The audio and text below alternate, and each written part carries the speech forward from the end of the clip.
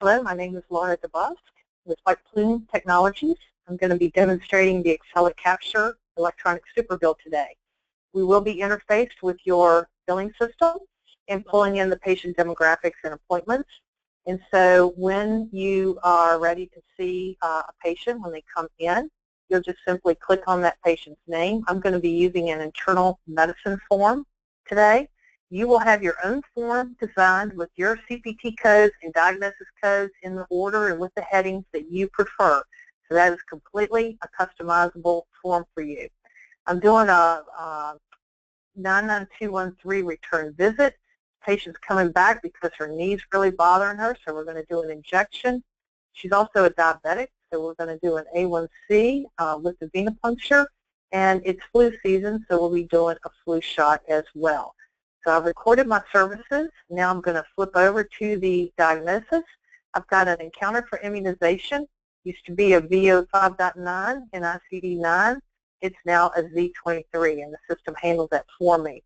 Because some diagnoses translate to multiple ICD-10 scenarios, we have the pop-ups. Rather than having to place all 4 of these on the form, you can just put the old code on there and see the pop-ups for the new ICD-10 codes.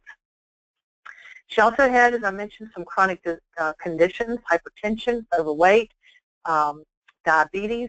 But rather than find them individually on the form, I've got them grouped together in what I like to call my comorbidities scenario. This will become very important as we move into alternative payment and coding everything a patient has going on will be very important to your payment adjustments in the future. Now I'm in the rank and link section, and the chief complaint today was the arthritis of the knee, so I'm going to rank it first, and I'm going to move this immunization code down because it's the last in the list. Now I'm going to link everything but the immunization to my E&M code. I did the injection because of the knee. We did the lab work because of the diabetes, and then the flu shot for the immunization.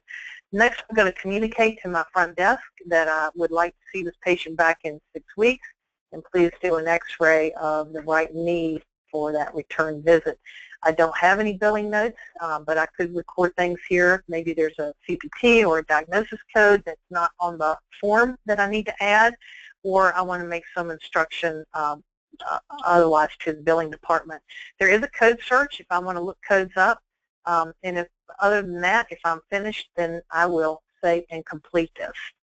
Now, when the patient goes to checkout, the person who's checking them out will simply pull this up and look for whatever notes the physician may have recorded and do that follow-up. And then also you can record payments. The payments can be recorded before the patient is sent back. That's certainly an option.